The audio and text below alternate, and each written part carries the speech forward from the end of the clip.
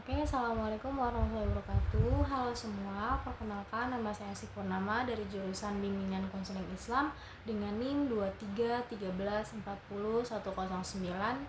Saya di sini seperti biasa ingin membuat learning journal pada pertemuan yang ke-7 pada mata kuliah Public Speaking yang diampu oleh Bapak Dr. Adi Kusuma SIKOM MSI. Jadi pada pertemuan ketujuh ini seperti biasa kita ada yang berpublic speaking selama 10 menit. Jadi yang kemarin itu yang kebagian maju itu ada Yeni Yuningsi, Fatma Heronisa, dan Firda Hidayah. Nah, oke. Setelah mereka berpublic speaking seperti biasa ada kelompok yang berpresentasi yaitu kelompok 5. Nah, pada minggu kemarin ada kelompok 5 yang berpresentasi dengan judul Urgensi, Gaya, dan Persiapan pada Public Speaking. Nah, pertama-tama kita akan membahas tentang urgensi public speaking dulu ya teman-teman. Kenapa sih public speaking itu penting? Nah, yang pertama itu sebagai sarana pengembangan diri. Public speaking membantu kita berkembang mulai dari cara berpikir, menyusun kata, sampai mengontrol rasa gugup. Nah, semakin sering latihan, kita jadi lebih berani dan terbiasa tampil di depan banyak orang. Nah, yang kedua itu ada untuk mempengaruhi masa dan orang lain. Cara kita berbicara bisa mempengaruhi orang lain. Kalau penyampaiannya jelas dan meyakinkan, orang jadi lebih mudah tertarik dan memahami apa yang kita sampaikan. Nah, yang ketiga itu ada untuk menyampaikan dan mempertahankan pendapat. Public speaking bikin kita lebih mampu menyampaikan ide dengan jelas dan berani mempertahankan pendapat, terutama saat diskusi atau presentasi. Nah, yang keempat itu ada untuk menambah kepercayaan diri. Nah, semakin sering kita tampil, rasa percaya diri akan meningkat. Yang awalnya gugup, lama-lama jadi lebih santai dan terbiasa. Dan yang kelima itu ada untuk pidato dan presentasi di depan umum. Nah, kemampuan ini tuh sangat dibutuhkan baik di sekolah, kuliah, maupun dunia kerja. Bahkan hampir semua kegiatan seperti presentasi, seminar, atau wawancara butuh skill public speaking. Nah, urgensi yang selanjutnya itu ada untuk memimpin rapat sidang dan diskusi. Public speaking penting banget kalau kita ada di posisi memimpin. Kita harus bisa mengarahkan pembicaraan, menjaga suasana tetap kondusif, dan memastikan semua orang paham arah diskusi. Nah, yang ketujuh adalah untuk menambah kewibawaan dan citra diri. Cara kita berbicara itu mencerminkan diri kita. Kalau kita bisa ngomong dengan jelas, tenang, dan percaya diri, orang lain tuh akan ngelihat kita tuh lebih berwibawa dan profesional. Nah, yang kedelapan itu ada untuk menyampaikan ide secara sistematis dan runtut. Nah, public speaking itu kan melatih kita supaya tidak asal ngomong. Nah, kita jadi terbiasa nih menyusun ide dari awal sampai akhir dengan jelas. Nah, jadi cara orang lain lebih mudah memahami maksud kita.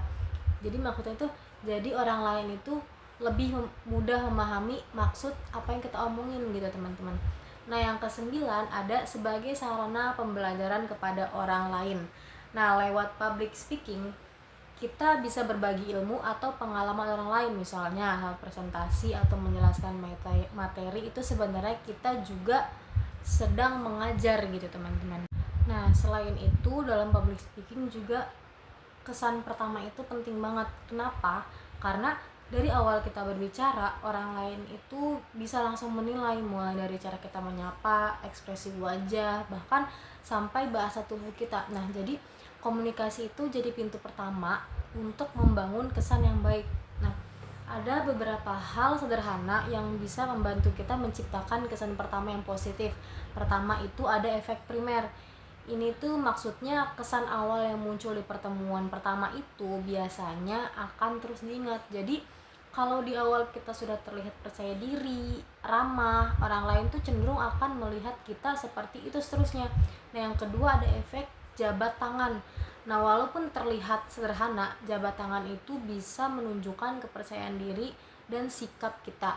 Nah, jabat tangan yang pas, tidak terlalu lemah, tidak terlalu keras, bisa memberi kesan profesional dan sopan. Nah, yang ketiga itu efek senyum. Senyum itu hal kecil tapi pengaruhnya sangat besar. Dengan senyum kita terlihat lebih ramah, terbuka, dan membuat lawan bicara itu merasa lebih nyaman. Jadi dari tiga hal ini bisa kita lihat, kesan pertama itu nggak cuma dari kata-kata tapi juga dari sikap dan ekspresi kita. Makanya itu penting banget untuk memperhatikan saat kita mulai berbicara di depan orang lain. Nah, teman-teman, selanjutnya ada materi tentang gaya public speaking. Nah, gaya public speaking itu dibagi menjadi tiga. Gaya public speaking berdasarkan tujuan, gaya public speaking berdasarkan gaya bicara, dan yang terakhir itu gaya public speaking berdasarkan penyampaian. Nah, di sini kita menjelaskan tentang gaya public speaking berdasarkan tujuan dulu. Gaya public speaking bisa berbeda tergantung tujuan kita. Yang pertama itu ada informatif, digunakan untuk menyampaikan informasi atau menambah wawasan audiens.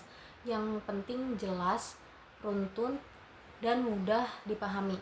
Yang kedua itu ada persuasif, bertujuan untuk mempengaruhi atau mengajak audiens mengikuti ide kita. Jadi harus disampaikan dengan meyakinkan.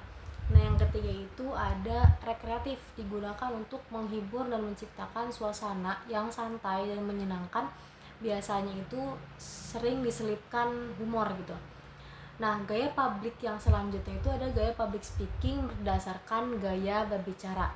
Selain berdasarkan tujuan, gaya public speaking juga bisa dilihat dari cara kita berbicara. Yang pertama ada ekspresif, yaitu gaya ini spontan, lugas, dan banyak mengekspresikan perasaan, jadi terasa lebih hidup dan natural. Yang kedua ada perintah, gaya ini tegas dan langsung, biasanya digunakan untuk mengarahkan atau memberikan instruksi kepada audiens. Yang ketiga itu ada pemecahan masalah, gaya ini lebih rasional dan objektif, fokus pada pembahasan masalah dan mencari solusi. Nah, yang terakhir itu ada gaya public speaking berdasarkan gaya penyampaian.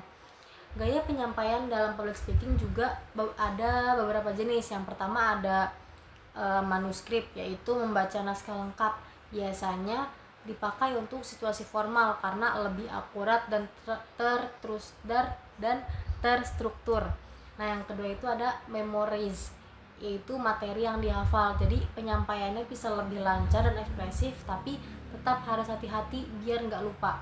Yang ketiga itu ada impromptu, berbicara secara spontan tanpa persiapan. Biasanya terjadi saat kita tiba-tiba diminta untuk berbicara. Nah, yang keempat itu ada extemporaneous, yaitu yang menggunakan poin-poin penting sebagai panduan. Jadi tetap terstruktur tapi lebih fleksibel dan terlihat natural.